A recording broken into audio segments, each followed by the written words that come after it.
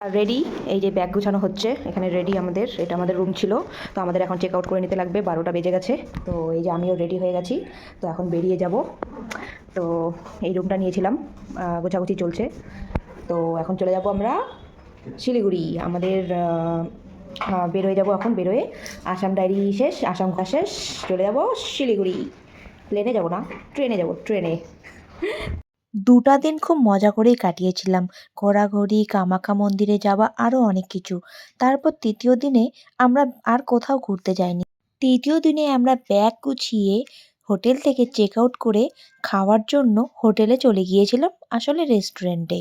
তো সেখানে গিয়ে আমরা আগে পেট পুজো করে নিলাম, কারণ পেট পুজো না করলে সারা রাস্তাটা আমরা জার্নিটা করব কীভাবে, তাই আগে খাওয়া দাওয়া করে নিলাম। তো আমরা চলে গিয়েছিলাম মা মনসা হোটেলে।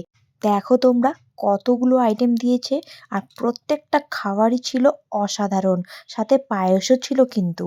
তো আমরা খাওয়া দাওয়া করে বিল করে বেরিয়ে পড়েছিলাম সেখান থেকে।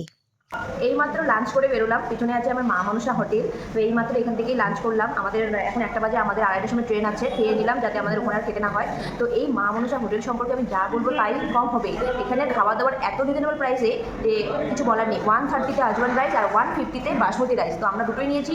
খাওয়া দাওয়ার অনেক সুস্বাদু ছিল। আর অন্য অন্য রেস্টুরেন্টে, কিছু কিছু রেস্টুরেন্টে আছে যে কী হয় কি, 1 প্লেট বা 1 হাতা ভাত নিলে বা পাঁপড় পকোড়া কিছু একটা যদি এক্সট্রা নেওয়া হয়, সেখানে এক্সট্রা চার্জ নেয় 5 টাকা বা 10 টাকা। তো এখানে কী হয়েছে, যত খুশি খাও, কোনো এক্সট্রা চার্জ নেই।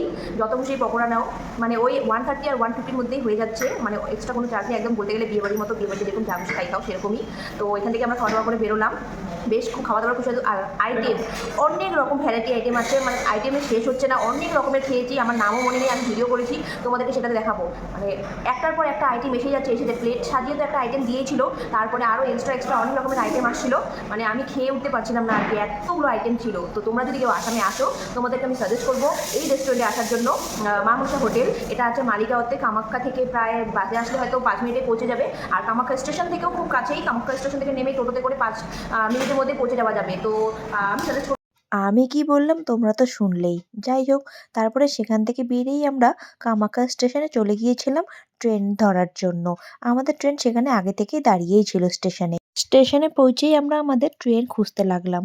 তো ট্রেন 1 নম্বর প্ল্যাটফর্মে যেহেতু ছিল, তাই অত খুঁজতে অসুবিধা হয়নি। এই যে আমাদের ট্রেন, এটা ছিল ব্রহ্মপুত্র এক্সপ্রেস। তারপরে আমরা আমাদের সিট নাম্বার খুঁজে সেখানে আমরা বসে পড়েছিলাম। আচ্ছা তোমরা বলো তো, তোমাদের কাদের কাদের ট্রেন জার্নি খুব ভালো লাগে? আমার তো বাসের থেকে ট্রেন খুব ভালো লাগে। আর ট্রেনে বসে এরকম একটা প্রাকৃতিক দৃশ্য দেখতে দেখতে ফিরে আসা, এটাও একটা অসাধারণ।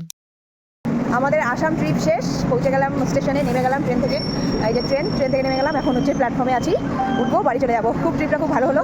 তো এখন বাজে রাত 11টা 15। তো ওখানে ভাই নিতে আসছে, গাড়িতে করে বাড়ি চলে যাবো। পুরো রাস্তা ফাঁকা, মানে পুরো প্ল্যাটফর্ম ফাঁকা। এখন 11:30 বাজে, আবার শীতের দিন, কোনো প্যাসেঞ্জার নেই, পুরো ফাঁকা। চারপাশটা দেখো, দিনের বেলা যেটা এখানে পুরো ভিড় থাকে, আজকে পুরো ফাঁকা।